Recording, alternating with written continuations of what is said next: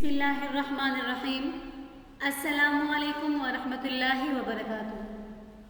اہلا وسہلا اقرا معہد الحافظات بشاور شارع ورسد،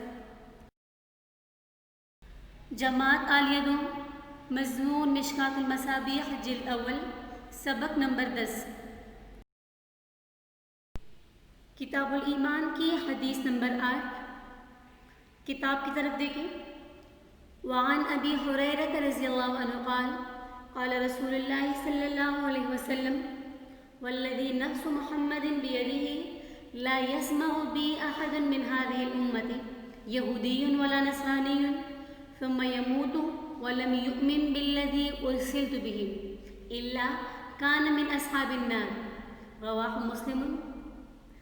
اور ابو ہریرہ رضی اللہ عنہ سے روایت ہے، فرماتے ہیں قال رسول اللہ صلی اللہ علیہ وسلم کہ نبی علیہ الصلوۃ والسلام نے فرمایا والذی قسم ہے اس ذات کی نفس محمد بیدہ، جس کے ہاتھ میں، جس کے قبضے میں محمد صلی اللہ علیہ وسلم کی جان ہے، لا يسمع بی احد، جس نے بھی میرے بارے میں سن لیا اس امت میں سے، یا اگر لفظی ترجمہ دیکھ لیں لا يسمع بی احد کہ نہیں سنتا کوئی بھی میرے بارے میں، من هذه الامت اس امت میں سے، یہودی ولا نصرانی چاہے وہ یہودی ہو اور یا نصرانی ہو، ثم یموت پھر وہ مر جائے، ولم یؤمن بالذی اس حال میں کہ وہ ایمان نہ لایا ہو، بالذی اس شریعت پر، ارسلت به جس کے ساتھ مجھے بھیجا گیا ہے، الا کان من اصحاب النار مگر یہ کہ وہ دوزخیوں میں سے ہوگا۔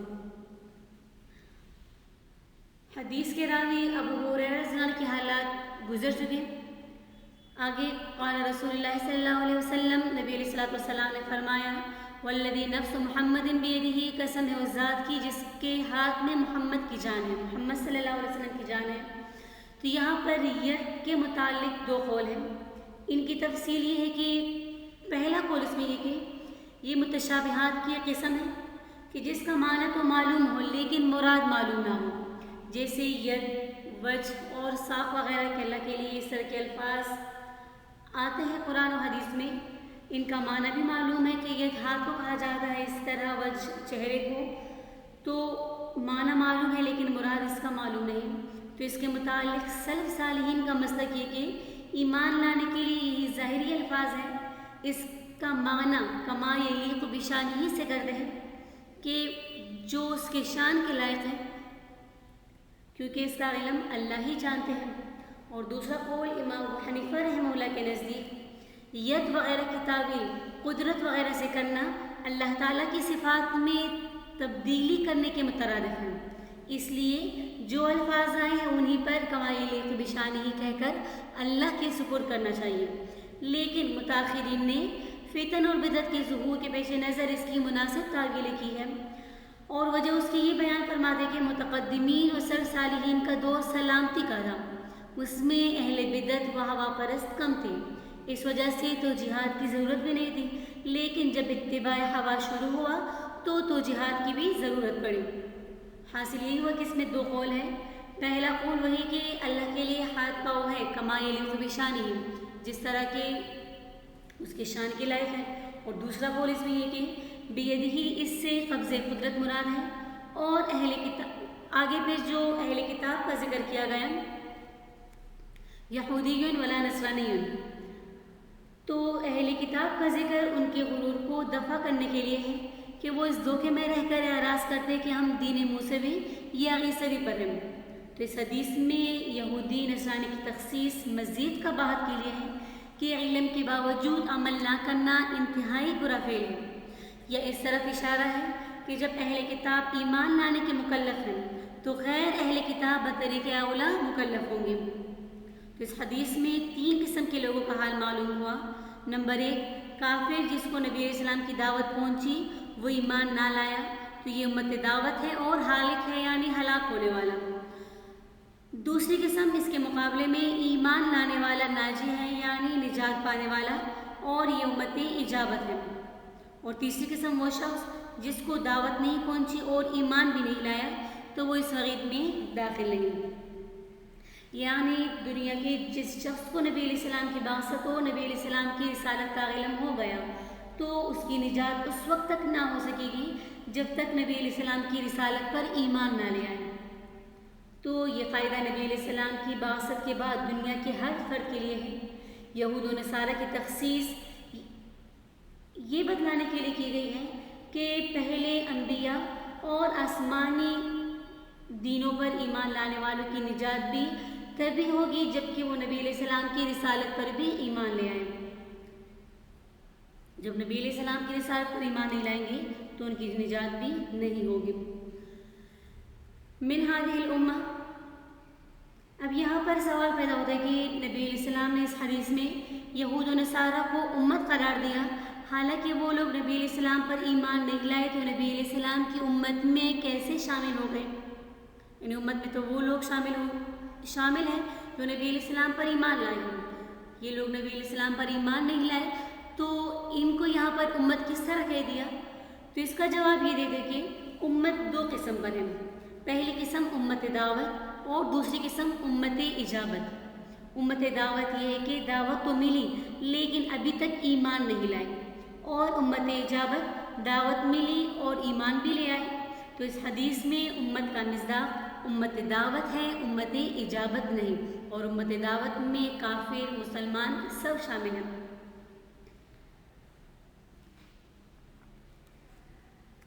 تو اس حدیث میں جو الفاظ ہے والذی نفس محمد بیدہ، اس سے جو مشہور مسئلہ ہے مختار کل کا ہونا کہ نبی علیہ السلام مختار کل ہے، ہر چیز کا اختیار ان کے پاس ہے، تو اس مسئلے کی تردید ہو گئی کہ جس کی جان کسی اور کے قبضے قدرت میں ہے اس سے خدائی اختیارات کیسے مل گئے؟ نبی علیہ السلام کی جان تو خود اللہ تعالیٰ کے قبضے قدرت میں ہے، تو نبی علیہ السلام کس طرح مختار کل ہو سکتے ہیں؟ تو اسی لیے جو لوگ اس بات کے قائل ہیں کہ نبی علیہ السلام مختار کل ہیں تو اس مسئلے کی تردید بھی ان الفاظ سے ہو جاتی ہے۔ تو حاصل حدیث کا یہ ہوا کہ دو مسائل حدیث سے معلوم ہے۔ پہلا مسئلہ تو یہ کہ تمام مخلوق پر نبی علیہ السلام کی اطاعت لازم ہے، چاہے اس کا تعلق کسی قبیلے کسی زمانے سے کیوں نہ ہو، یعنی جس قبیلے جس زمانے سے بھی ہو اس پر نبی علیہ السلام کی اطاعت لازم ہے۔ اور دوسرا مسئلہ یہ معلوم ہوا کہ جس کو نبی علیہ السلام کی نبوت کی اطلاع نہیں ملی وہ معذور ہے، اس کی نجات کے لیے عقیدت توحید ہی کافی ہے۔ اسی وجہ سے نبی علیہ السلام کے والدین جنتی ہیں، نبی علیہ السلام سے پہلے وفات پا گئے، اور بعض روایات میں کہ ان کو آخرت میں زندہ کر کے نبی علیہ السلام پر ایمان لانے کا کہا جائے گا، وہ ایمان لے آئیں گے، اس وجہ سے وہ جنت میں داخل کر دیے جائیں گے۔ اگلی حدیث نمبر 9، وعن ابی موسیٰ الاشعری رضی اللہ عنہ قال قال رسول اللہ صلی اللہ علیہ وسلم ثلاثۃ لهم اجران رجل من اہل الکتاب آمن بنبیہ وآمن بمحمد والعبد المملوک اذا ادى حق اللہ وحق موالیہ ورجل كانت عنده امة يطأها فأدبها فأحسن تأديبها وعلمها فأحسن تعليمها ثم اعتقها فتزوجها فله اجران۔ اور ابو موسیٰ اشعری رضی اللہ عنہ سے روایت فرماتے ہیں کہ نبی علیہ السلام نے فرمایا ثلاثۃ لهم اجران، تین شخص ایسے ہیں جن کو دگنا اجر ملے گا، 2 اجر ان کو ملیں گے۔ اور رجل، پہلا شخص من اہل کتاب، اہل کتاب میں سے، آمن بنبی، جو اپنے نبی پر بھی ایمان لایا، وآمن بمحمد صلی اللہ علیہ وسلم، اور وہ محمد صلی اللہ علیہ وسلم پر بھی ایمان لایا، والعبد المملوک، اور ایسا غلام، والعبد المملوک، اور غلام مملوک، اذا ادى حق اللہ، جب وہ اللہ کا حق ادا کرے، حق موالیہ، اور اپنے آقا کا حق بھی ادا کرے، ورجل، اور تیسرا وہ شخص، کانت عنده امة، کہ جس کے پاس ایک باندھی ہو، یطأها، جس سے وہ صحبت کرے، فأدبها فأحسن تأدیبها، جس کو وہ اچھے طریقے سے آداب سکھلائے، وعلمها فأحسن تعلیمها، اور اسے اچھے طریقے سے تعلیم سکھائے، ثم اعتقها، پھر اس کو آزاد کرے، فتزوجها، اور اسے شادی کرے، فله اجران، تو اس کے لیے دگنا اجر ہے، متفق علیہ۔ حدیث کے راوی ابو موسیٰ اشعری، نام ان کا عبداللہ، قیس کے بیٹے ہیں اور عشری ہیں، مکہ میں مسلمان ہوئے اور سرزمین حبشہ کی طرف ہجرت فرمائی. پھر اہل سفینہ کے ساتھ آئے اور اس وقت نبی علیہ السلام خیبر میں تھے. 20 ہجری میں حضرت عمر بن خطاب نے ان کو بصرہ کا حاکم مقرر فرمایا. ابتدائی خلافت عثمان تک بصرہ ہی کے حاکم رہے. پھر وہاں سے معزول ہو گئے اور کوفہ کی طرف منتقل ہو گئے اور وہاں قیام پذیر ہو گئے. حضرت عثمان رضی اللہ عنہ کی شہادت تک کوفہ کے والی رہے. حضرت علی رضی اللہ عنہ اور حضرت معاویہ رضی اللہ عنہ کے درمیان جھگڑے کے خاتمے کے لیے حضرت علی کی طرف سے حکم بنائے گئے اور اس کے بعد یعنی جس وقت ان کی وفات ہوئی تب تک مکہ میں ہی رہے اور ان کی وفات 52 ہجری میں 52 ہجری میں مکہ میں ہوئی. نبی علیہ السلام نے فرمایا ثلاثۃ تین اشخاص ایسے ہیں جس کے لیے دگنا اجر ہے. اب یہاں پر یہ سوال پیدا ہوتا ہے کہ یہاں پر 3 کی تخصیص کیوں کی گئی؟ حالانکہ ازواج مطہرات کے لیے بھی تو نؤتیہا اجر مرتین ہے. اس طرح علامہ ابن حجر نے 20 اقسام اور بیان کی ہے جن کا اجر دگنا ہے. تو پہلا جواب اس کا یہ دیتے کہ یہاں پر تحدید مقصود نہیں بلکہ مخاطبین کے حال کے مناسب 3 اقسام کا ذکر فرمایا. اور دوسرا جواب یہ دیتے کہ یہ 3 قسم کے لوگ ہر زمانے میں پائے گئے بخلاف ازواج مطہرات کے، اس لیے ان 3 کا ذکر فرما لیا گیا. اور تیسرا جواب یہ کہ مذکورہ 3 اقسام زیادہ مشقت کا باعث تھی، اس لیے ان 3 کو خاص کیا. رجل من اہل کتاب، ایک وہ آدمی جو کہ اہل کتاب میں سے ہو. تو رجل من اہل کتاب کا مصداق کون ہے؟ صرف نصارہ ہے یا یہود و نصارہ دونوں؟ اس میں اختلاف ہوا ہے. اکثر علماء کی رائے یہی ہے کہ اس سے مراد یہود و نصارہ دونوں ہیں، دونوں کے لیے یہ وعدہ ہے. بعض کی رائے یہ ہے کہ اس سے مراد صرف نصارہ ہے. اگر مسلمان ہو جائیں تو ان کے لیے دوہرے اجر کا وعدہ نہیں. اور جو حضرات کہہ دیں کہ یہاں پر صرف نصارہ مراد ہے ان کی دلیل 2 قسم کی ہے، ایک نقلی اور ایک نقلی دلیل اور دوسری عقلی دلیل. نقلی دلیل تو یہ کہ صحیح بخاری کی ایک روایت کے الفاظ یہ ہیں آمن بعیسیٰ ثم آمن بی. اس سے معلوم ہوا کہ یہ وعدہ صرف عیسیٰ علیہ السلام پر ایمان لانے والوں کے لیے ہی ہے. جبکہ عقلی دلیل ان حضرات کی ہے کہ یہ یہود موسیٰ علیہ السلام پر ایمان تو لائے لیکن عیسیٰ علیہ السلام کی تکذیب کی جو کہ نبی ثابت الرسالہ ہے. ایک نبی ثابت الرسالہ کی تکذیب سے دوسرے انبیاء پر بھی ایمان غیر معتبر ہو جاتا ہے. لہٰذا یہود کا ایمان بموسیٰ کالعدم ہوا، اس لیے وہ رجل من اہل کتاب کے مصداق ہی نہیں بنتے. لیکن صحیح رائے پہلی والی ہے کہ اس سے مراد یہود و نصارہ دونوں ہیں. اس کی ایک وجہ تو یہ کہ اس مضمون کی آیت قرآن کریم سے بھی ملتی ہے کہ الذین آتیناہم الکتاب من قبلہ ہم بہ یؤمنون واذا یتلی علیہم قالوا آمنا بہ انہ الحق من ربنا انا کنا من قبلہ مسلمین اولئک یؤتون اجرہم مرتین. تو مفسرین نے احادیث کی روشنی میں لکھا ہے کہ اس آیت کا شائع نزول عبداللہ ابن سلام اور دوسرے علماء یہود کا ایمان لانا ہے. جب اس وعدے کے نزول کا سبب ہی یہود ہوئے تو ان کو اس کے مصداق سے خارج کیسے کیا جا سکتا ہے؟ اور دوسری دلیل ان کی مستد احمد کی ایک روایت کے الفاظ یہ کہ رجل اسلم من اہل الکتابین.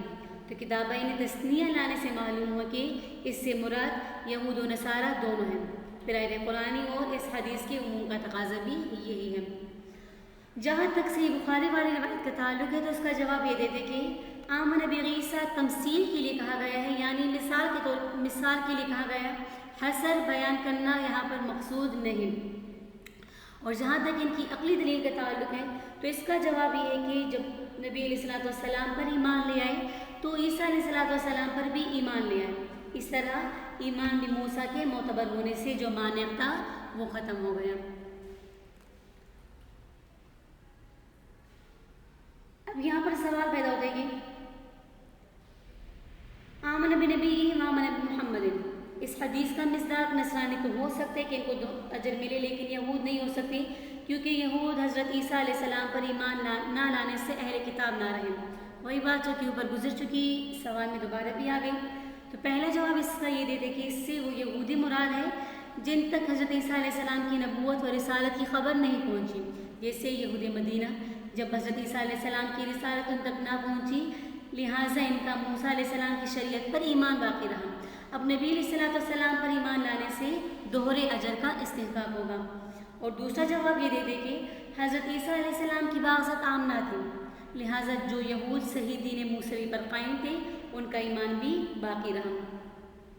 العبد المملوک تو اس قید سے آزاد کو خارج کر دیا۔ العبد المملوک، عبد کو مملوک کے ساتھ اس نے مقید کیا کہ یہاں پر وہی بندہ مراد ہے جو غلام بھی ہو، مطلق عبد مراد نہیں، اس لیے کہ تمام لوگ عباد اللہ ہیں۔ پھر آگے حق اللہ کا ذکر کیا تو حق اللہ سے مراد نماز، روزہ اور ان جیسے دوسرے حقوق اللہ مراد ہے۔ وہ حق موالی سے مراد یعنی اپنے سرداروں، مالکوں اور اپنے معاملات کے ذمہ داروں کی اپنی طاقت اور قوت کے بقدر جائز خدمت کریں۔ اب یہاں پر الموالی جمع لانے کی وجہ یہ کہ العبد میں الف لام جنس کے لیے ہے، چونکہ ہر عبد کے لیے ایک مولا، یا اس بات کی طرف اشارہ کرنے کے لیے المولینی المولا کی جمع لے کر ہے کہ اگر وہ غلام آقاؤں کی ایک جماعت مشترک ہوتا تو لازماً وہ ان سب کے حقوق ادا کرتا۔ چنانچہ سے یہ بات معلوم ہوئی کہ جو غلام منفرد ہو یعنی ایک ہی مالک کا غلام ہو وہ بدرجہ اولا اپنے مالک کی خدمت کرے گا، یا اس بات کی طرف اشارہ کرنے کے لیے ہے کہ جب کسی غلام کے کئی موالی ہوں تو رائج دستور کے مطابق باری باری ان میں سے ہر ایک مولا کے حقوق ادا کرنے کا اہتمام کرے گا۔ تیسری قسم وَرَجُلٌ كَانَتْ عِنْدَهُ أَمَةٌ يَدْعَاهَا، یعنی جب آدمی اپنی باندی کو ادب سکھائے اور اس کی تأدیب عمدہ طریقے سے کرے، پھر اس کو آزاد کر کے اس کے ساتھ شادی کرے تو اس کے لیے 2 اجر ہوں گے۔ فَأَدَّبَهَا یعنی اس کو قابل تعریف عادتیں جو آداب خدمت سے متعلق ہو سکھائے، اس لیے کہ ادب نام ہے انسان کے مختلف احوال، اٹھنے بیٹھنے کے اچھے انداز اور حسن اخلاق ہو۔ احسنت ادیبہ یعنی اس کی تأدیب و تربیت نرمی کے ساتھ ہو، غصہ اور سختی کے ساتھ نہ ہو، اس کو شریعت کے ضروری احکامات سکھائے اور سکھانے میں اچھا طریقہ اختیار کریں۔ سوال پیدا ہوتا ہے کہ مذکورہ تینوں قسموں میں دوہرے اجر کی کیا وجہ ہے؟ جب کام دو تو اجر بھی تو ملنی چاہیے، حالانکہ یہ 3 اشخاص کے لیے کہا گیا ہے کہ ایمان لانے کے بعد ان کے ہر اجر پر ان کو دگنا اجر ملے گا، ہر کام پر دگنا اجر ملے گا۔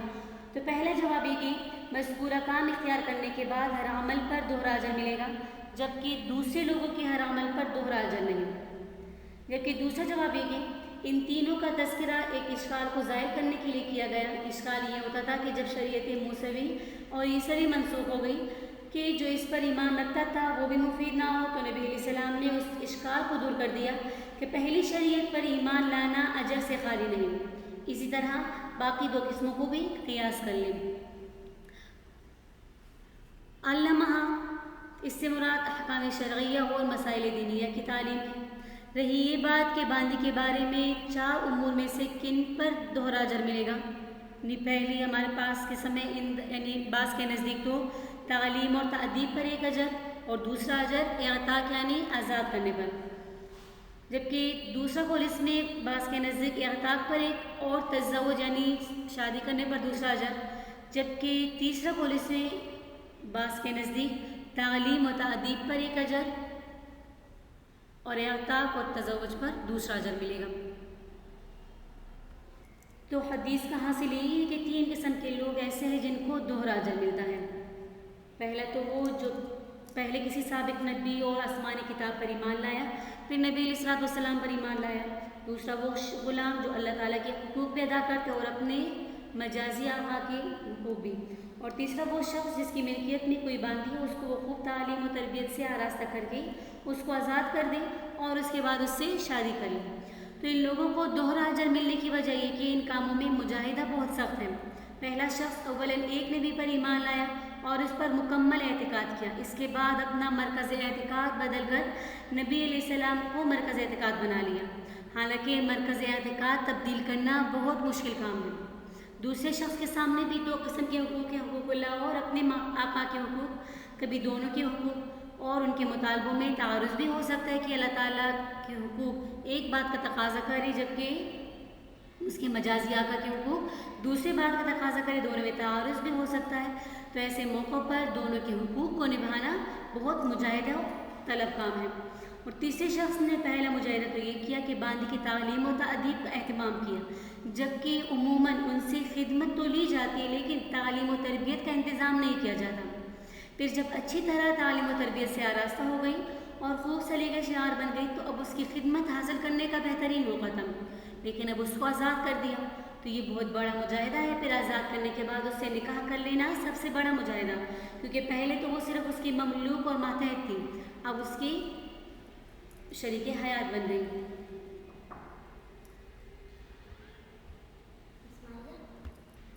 یہ تھا آج کا درس، اگلے درس کا مطالعہ کر لیں۔ جزاکم اللہ خیر۔ السلام علیکم ورحمۃ اللہ وبرکاتہ۔